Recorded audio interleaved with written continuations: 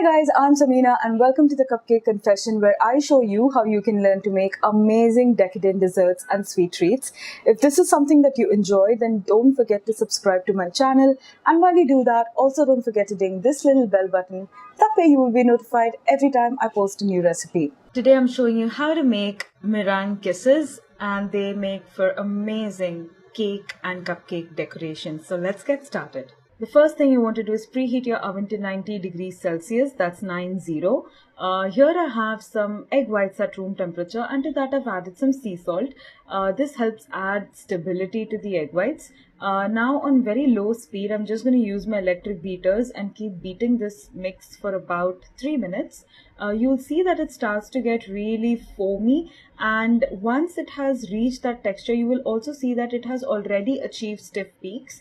You have to keep beating until then, but this is the very initial phase.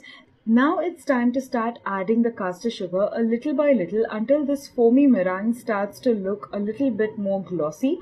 So you will crank up the speed of the electric beaters to medium at this stage, and you will start adding your caster sugar 1 spoonful at a time until all of the caster sugar in the recipe has been used up. You will see that from that foamy consistency, the egg whites start to go really nice and glossy. That is exactly what you're looking for, and by the time all of your caster sugar has been used up, it will be approximately 3 minutes.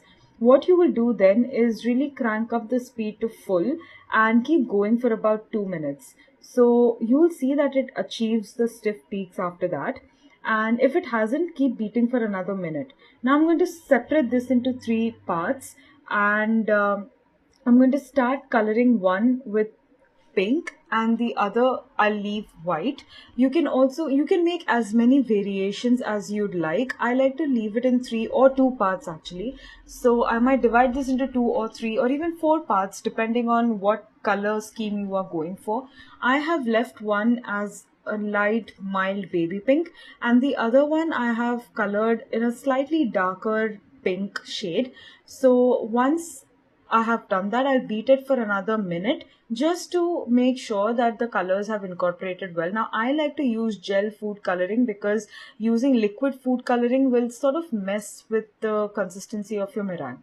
Now here I'm going to fill the meringue into my piping bag. So I like to fit it with a piping tip and then sort of twist my piping bag and stuff it into the tip and fold my piping bag over a glass. This ensures that the meringue that I have put into the piping bag does not start flowing from the tip. The tip I have used here is a Wilton 6B. Now I am going to pack the meringue into the piping bag, and I'm going to unwrap that piping bag that we twisted initially. Now I have a parchment paper that has lined a baking tray, and I'm going to use some of that meringue as glue just to stick the parchment paper onto the baking tray to make sure it doesn't move. Now depending on the size of the meringues you want, you just start piping it with varying hand pressure.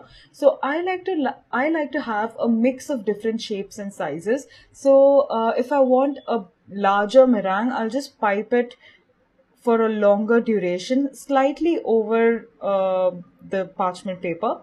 And once I have exhausted the pale pink color, I will fill it with the dark pink one, and you will see that just as it starts to transition, you get this beautiful meringue section where some of it is that pale pink and some of it is dark, and then it moves on to the complete dark pink meringue.